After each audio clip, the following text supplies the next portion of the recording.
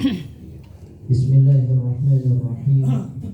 Assalamualaikum warahmatullahi wabarakatuh. Waalaikumsalam warahmatullahi wabarakatuh. Innal hamdalillah nahmaduhu wa nasta'inuhu wa nastaghfiruh wa na'udzu billahi min shururi anfusina wa min sayyiati a'malina. Man yahdihillahu fala mudilla lahu wa man yudlil fala hadiya lahu. Ashhadu an la ilaha illallah wahdahu la syarika lahu wa ashhadu anna nabiyyana Muhammadan abduhu wa rasuluh. Allahumma salli wa sallim wa barik ala sayyidina Muhammad wa ala alihi wa sahbihi wa man tabi'a hudahu ila yaumiddin. Amma ba'du. Rabbi shrah li sadri wa yassir li amri wa hlul 'uqdatam min lisani yafqahu qawli. Rabbana atina min ladunka rahmah wa hayyi' lana min amrina rashada. Allahumma inna na'udzu bika min an nusyrika bika syai'an na'lamuh wa nastaghfiruka lima la na'lamuh. Allahumma 'allimna ma yanfa'una wanfa'na bima 'allamtana wa zidna 'ilman wa alhiqna bis salihin. Ma'asyiral muslimin rahimakumullah. Alhamdulillah, kita panjatkan puji dan syukur kita kepada Allah. Pujian yang tidak terhingga atas nikmat Allah Subhanahu wa ta'ala yang tidak terhitung banyaknya. Mudah-mudahan kita digolongkan oleh Allah sebagai hambanya yang pandai bersyukur. Allah Ta'ala mengatakan wa qalilun min ibadiyasy syakur. Sedikit di antara hambaku yang pandai bersyukur. Mudah-mudahan kita termasuk yang sedikit yang terus bersyukur atas segala nikmat yang diberikan oleh Allah Subhanahu wa ta'ala. Salawat dan salam semoga tercurah kepada uswah hasanah kita, teladan kita, guru besar kita, Nabi besar Muhammad sallallahu alaihi wasallam, pada keluarga beliau, para sahabat dan semua pengikut setia beliau hingga yaumil qiyamah. Pada hari ini insyaallah kita akan istifadah dari kitab Al-Hikam karya Ibnu Athaillah As-Sakandari rahimahullah. Semoga Allah memberikan rahmat kepada beliau. Dan semoga Allah memberikan manfaat atas pelajaran yang kita bahas pada pagi hari ini. Hikmah yang akan kita bahas adalah hikmah yang berbunyi lamma 'alimal haqqu minka wujudal malal lawana laka ta'at wa 'alima ma fika min wujudi syarah fahajaraha 'alayka fi ba'dil awqat liyakuna hammuka iqamatus salah la wujudas salah fama kullu musallin muqim. Beliau menegaskan lamma 'alimal haqqu minka wujudal malal, karena Allah Subhanahu wa ta'ala mengetahui bahwa pada dirimu ada sifat bosan, maka Allah Subhanahu wa ta'ala membuat ketaatan itu bervariasi. Dan Allah Subhanahu wa ta'ala mengetahui bahwa dalam dirimu ada rasa atau sifat rakus, tamak. Maka Allah Subhanahu wa ta'ala membatasi ibadah-ibadah tersebut, bahkan melarang ibadah pada sejumlah waktu tertentu. Liyakuna hammuka iqamatus salah, agar perhatianmu tertuju pada mendirikan salat, bukan hanya sekedar mengerjakan salat. Fama kullu musallin muqim, dan tidak semua orang yang salat itu mendirikan salat.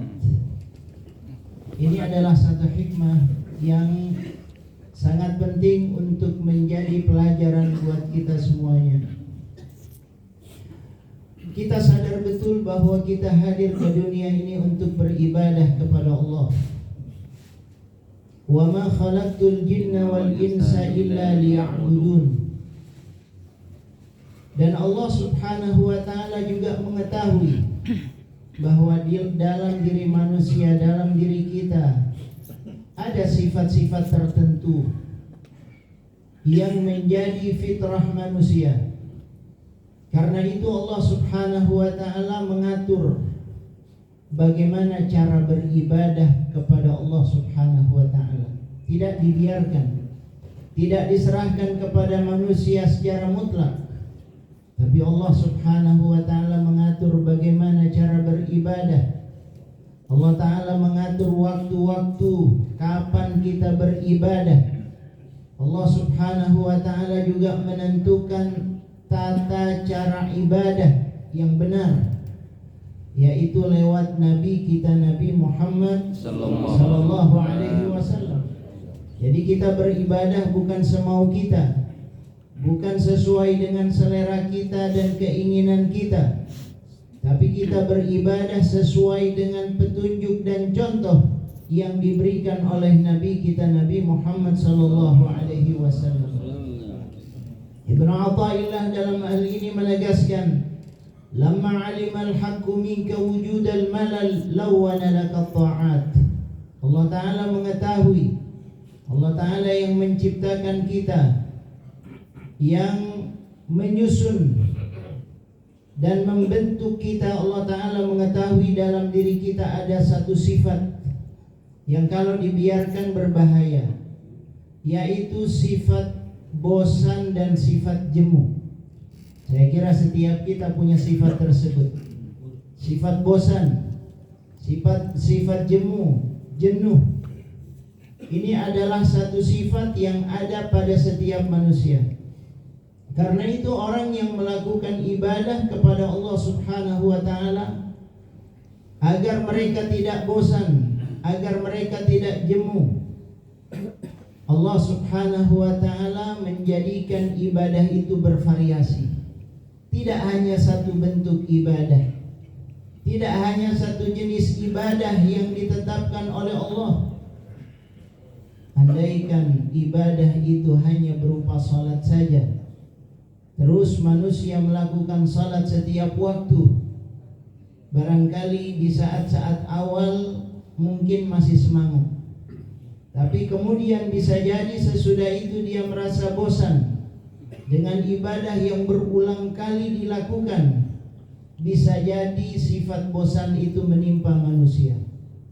Itulah sebabnya Allah Subhanahu wa taala menegaskan, lawana laka ta'ah. Allah Subhanahu wa taala membuat ibadah itu bervariasi.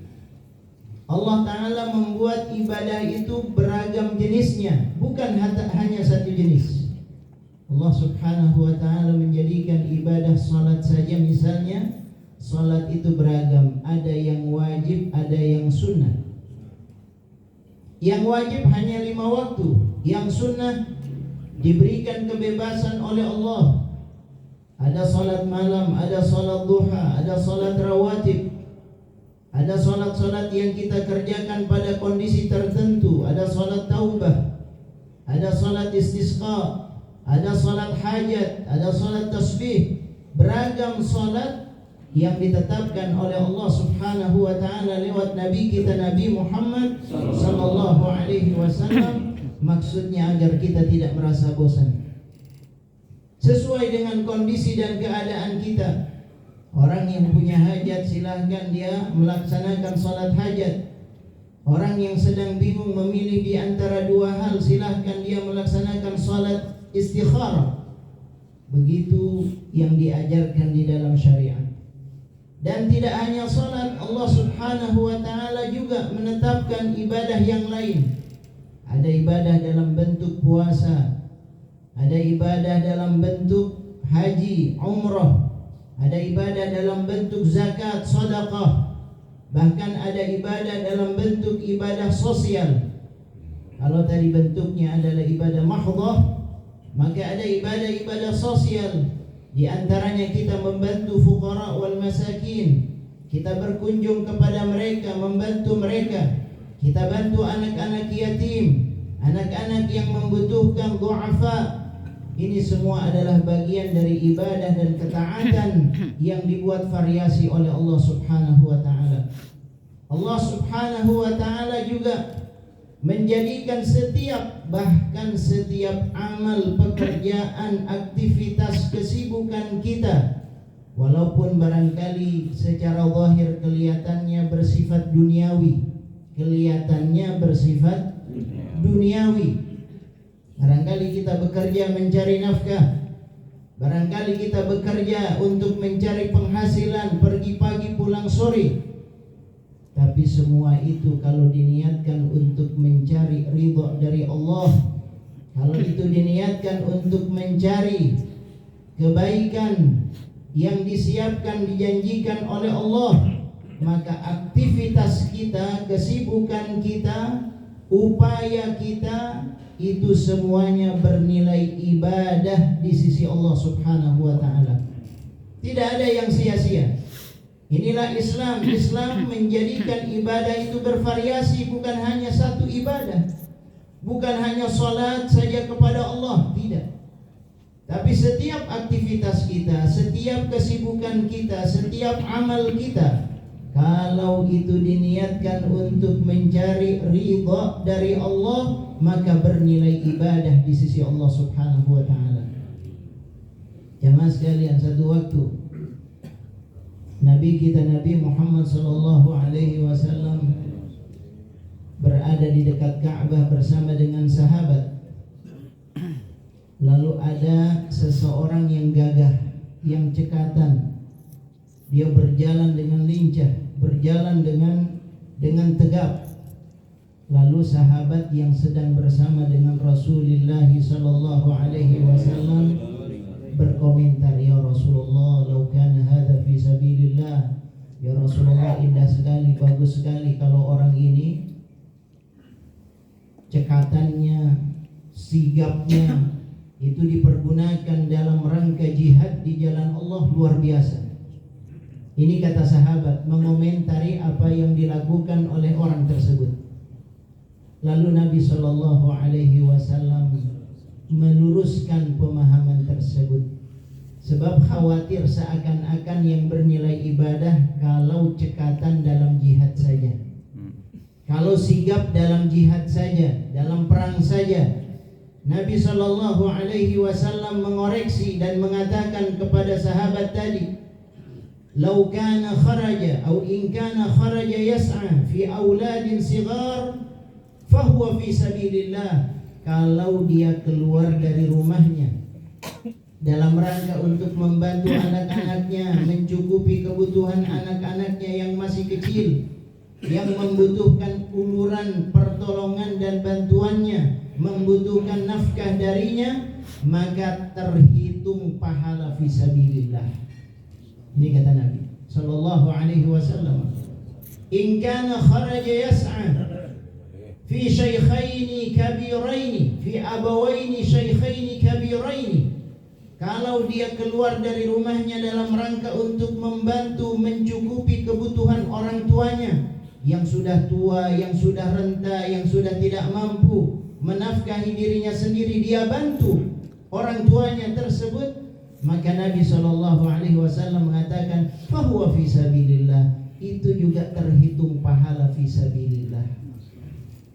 In kana kharaja yas'a, kalau dia keluar dari rumahnya dalam rangka untuk menjaga dirinya, mencukupi kebutuhan dirinya, ala nafsi, dia jaga kehormatan dirinya, dia tidak mau meminta-minta, dia tidak mau bersandar kepada orang lain, dia ingin mandiri, mencukupi kebutuhan dirinya sendiri, fahuwa fi sabilillah. Kata Nabi, itu juga tergolong pahala fi sabilillah.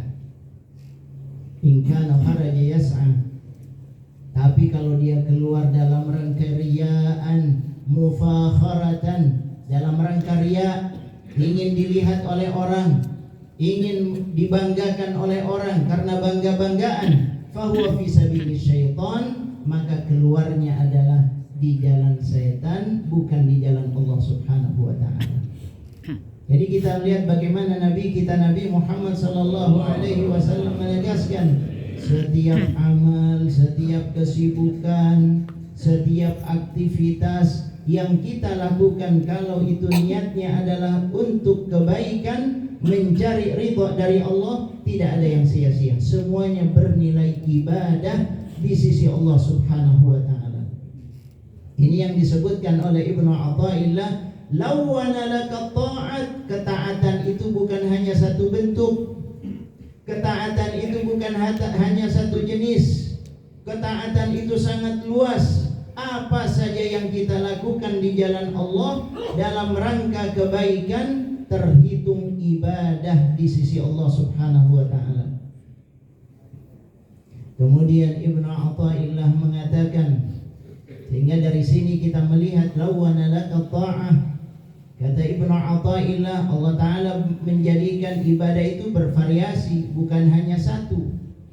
Biar kita tidak bosan, biar kita tidak jenuh. Kalau kita bosan dengan satu ibadah, pindah kepada ibadah yang lainnya. Misalnya kalau kita bosan dengan melaksanakan ibadah salat, terus menerus kita melaksanakan ibadah salat, 5 waktu kita kerjakan, rawatib kita kerjakan, kita ingin ada ibadah dalam bentuk yang lain, silakan. Misalnya kita bisa ziarah kubur, itu termasuk dari ibadah kalau niatnya ingin ingat mati. Kalau niatnya ingin mendoakan orang-orang yang sudah meninggal dunia, di antaranya karib kerabat kita, itu satu bentuk ibadah yang lain yang dianjurkan oleh Nabi kita Nabi Muhammad sallallahu alaihi wasallam. Dan beliau sendiri di akhir hayatnya sering berkunjung ke Baqi. Beliau melihat kuburan para sahabatnya yang sudah meninggal dunia. Kalau kita bosan dengan hal itu, kita bisa ziarah kepada para ulama, orang-orang soleh.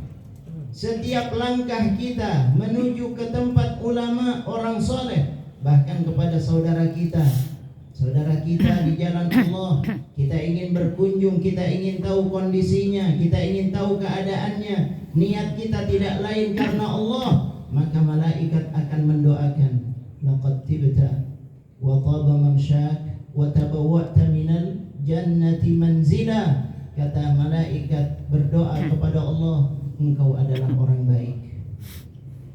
Engkau adalah orang baik, jalanmu menuju rumah saudaramu itu adalah kebaikan, dan engkau telah memesan satu tempat di jannahnya Allah Subhanahu wa ta'ala.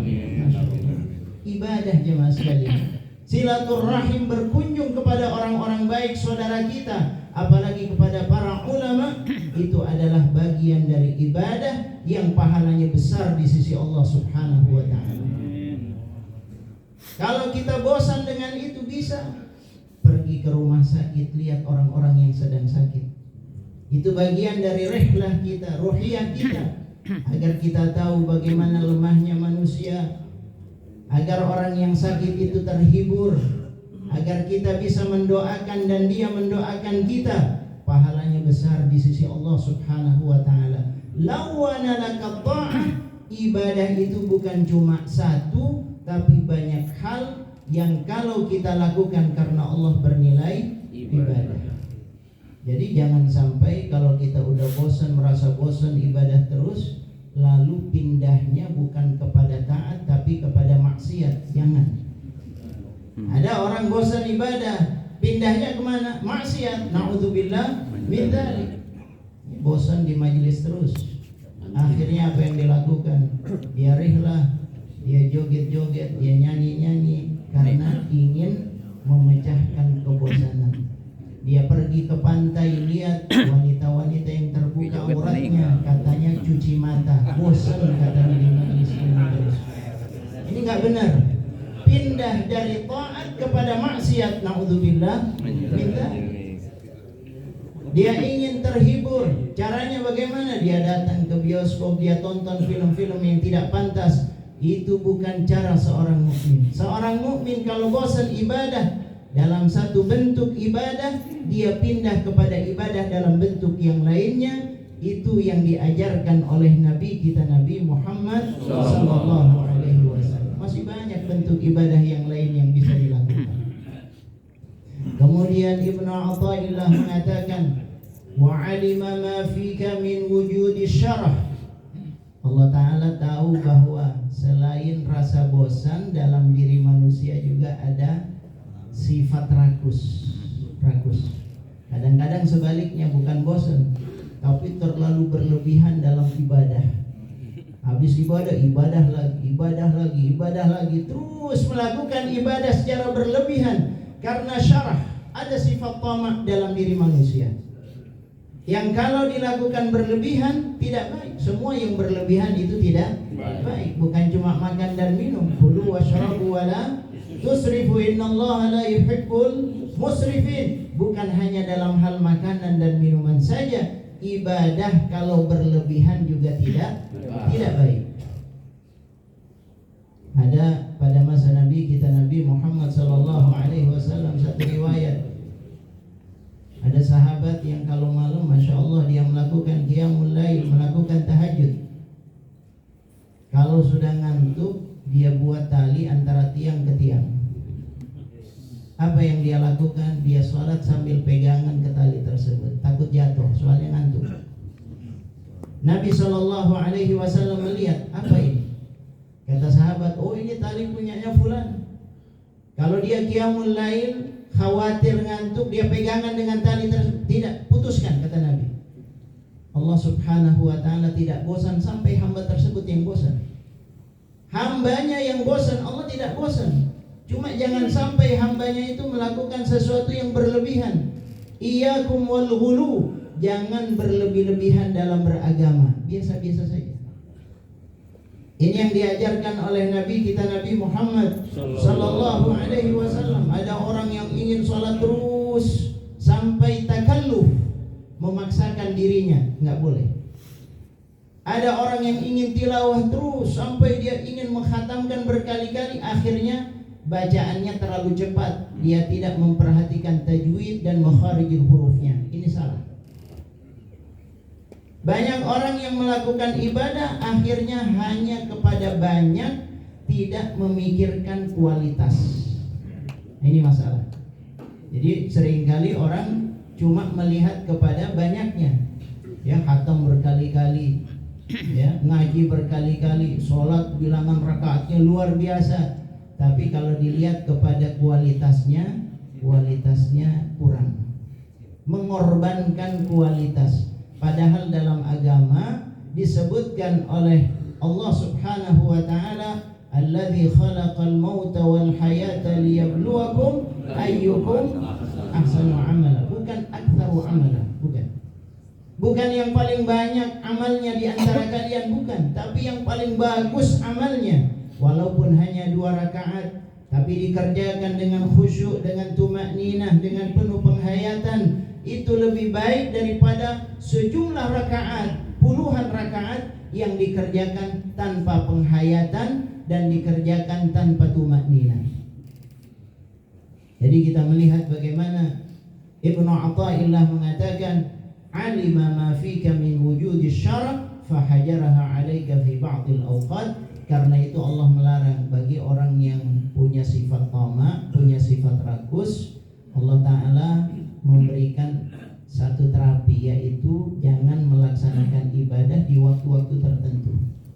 Itulah sebabnya ada waktu-waktu yang tidak boleh kita sholat. Kapan itu tidak boleh sholat? Ba'da sholatis subuh, itu jangan sholat. Ba'da sholatil asar, nggak boleh kita sholat. Jangan karena semangat sholat aja terus, nggak boleh. Ya, kalau habis sholat subuh tunggu dulu sampai syuruk atau isyraq, baru sesudah itu boleh sholat. Kalau sudah sholat asar, jangan sholat sunnah lagi sampai datang waktu maghrib. Ya, kalau sudah matahari tegak lurus, jangan sholat sampai datang waktu zuhur. Ini adalah waktu-waktu yang dilarang. Kenapa? Agar kita punya jedah. Ada jedah waktu, jangan semuanya dipakai. Ini yang diajarkan oleh Nabi sallallahu alaihi wasallam, termasuk semangat untuk pergi haji. Pergi haji boleh semangat, tapi waktunya dibatasi oleh Allah hanya pada bulan-bulan haji, Ashhuril Hajj, yaitu bulan Syawal kita siap-siap, bulan Dzulqa'dah berangkat, bulan Dzulhijjah ibadah haji. Sesudah itu tidak ada ibadah haji. Nanti tunggu tahun depan, Allah Ta'ala buat aturannya semacam itu.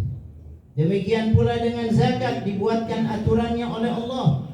Berapa nisabnya, apa syaratnya, dia harus sampai haul dalam zakat-zakat tertentu. Kalau di luar zakat boleh sedekah, boleh infak, boleh yang lainnya, itu yang ditetapkan oleh Allah. Jadi ada aturan mainnya, tidak sembarangan. Ini yang disebutkan fahajaraha 'alaika fi ba'dil awqat liyakuna hammuka iqamatus shalah, agar yang jadi perhatianmu adalah mendirikan salat, bukan sekedar mengerjakan salat. Jadi yang diinginkan oleh Allah iqamatus shalah. Makanya bahasanya dalam Al-Qur'an itu adalah aqimis shalah, tegakkan salat, dirikan salat, bukan ajus salat, bukan tunaikan salat, bukan, tapi aqim, tegakkan. Maksudnya salat itu dikerjakan dengan baik, rukunnya, syaratnya, tumakninahnya, semuanya dikerjakan dengan baik, dengan penuh penghayatan. Itu yang disebut dengan iqamatus shalah. Tapi kalau hanya sekedar mengerjakan rukuk sujud tanpa tumakninah, tanpa khusyuk, itu disebut dengan wujud as-shalah, sekedar melaksanakan salat. Fama kullu musallin muqim, kata beliau, tidak semua orang yang sholat itu mendirikan sholat, hanya sekedar mengerjakan sholat. Mudah-mudahan kita semuanya tidak hanya sekedar mengerjakan sholat, tapi mendirikan sholat sebagaimana yang diperintahkan oleh Allah Subhanahu wa Ta'ala. Kita jeda sejenak, kita baca sholawat tasyrik. Allahumma salli ala sayyidina Muhammad wa ashghil al-zalimin bil-zalimin. Allahumma salli ala sayyidina Muhammad wa ashghil al-zalimin bil-zalimin wa akhrijna min bainihim salimin wa ala alihi wa sahbihi ajma'in. Allahumma salli ala sayyidina Muhammad wa ashghil al-zalimin bil-zalimin. Allahumma salli ala sayyidina Muhammad wa ashghil al-zalimin bil-zalimin wa akhrijna min bainihim faizin wa ala alihi wa sahbihi ajma'in.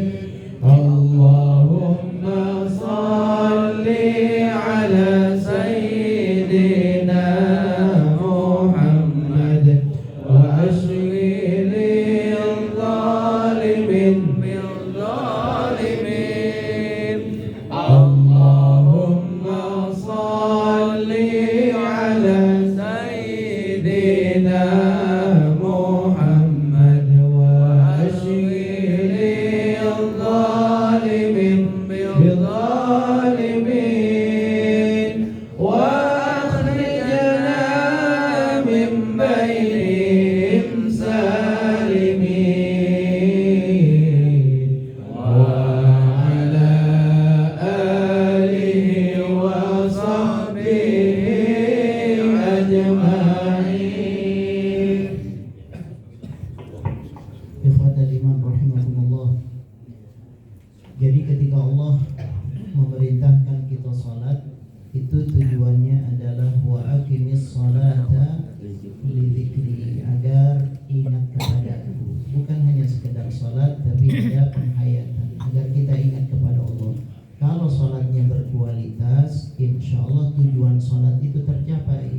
Inna sholata tanha 'anil fahsya'i wal munkar. Banyak orang yang sholat tapi masih melakukan perbuatan keji dan munkar. Itu bisa jadi karena sholatnya tidak mengingat Allah, tapi hanya sekedar mengerjakan sholat. Bahkan juga termasuk dalam ibadah yang lainnya, dalam ngaji misalnya baca Quran, bukan hanya sekedar cepatnya hatam berapa kali, jangan. Bukan hanya itu, hatam berapa kali bagus, banyak hatam bagus, tapi kualitasnya diperhatikan. Dulu para sahabat memperhatikan kualitas bacaan, kualitas penghayatan, dan kualitas pengamalan. Contoh disebutkan dalam riwayat Al-Baihaqi fi Syu'abil Iman bi isnadihi ila Ibnu Umar qala ta'allama Umar ibn al-Khattab radhiyallahu anhu. Umar bin Khattab radhiyallahu anhu belajar suratul Baqarah. Umar bin Khattab belajar suratul Baqarah, belajar cara membacanya, belajar maknanya, dan mengamalkannya. Apa disebutkan? Umar bin Khattab ta'allama al-Baqarah fi 12 sanatan. Selama berapa lama? 12 tahun belajar surat Al-Baqarah. 12 tahun. Bayangkan kalau kita hatam 1 bulan hatam, ini 12 tahun belajar, jadi ngelotok betul gitu, sampai diamalkan. 12 tahun belajar suratul Baqarah. Ta'allama Umar ibn al-Khattab radhiyallahu an suratul Baqarah fi 12 sanatan. Falamma atammaha nahara jazuran. Ketika sudah selesai surat Al-Baqarah, beliau bersyukur kepada Allah dengan cara menyembelih unta sebagai tasyakurnya kepada Allah Subhanahu wa taala. Ini luar biasa. Begitu cara sahabat dulu beribadah kepada Allah, menuntut ilmu. Mudah-mudahan kita semuanya tidak hanya kuantitas tapi kualitas kita tingkatkan. Semoga ibadah kita semakin baik, diterima oleh Allah Subhanahu wa taala. Wabillahi taufiq wal hidayah. Wassalamualaikum warahmatullahi wabarakatuh.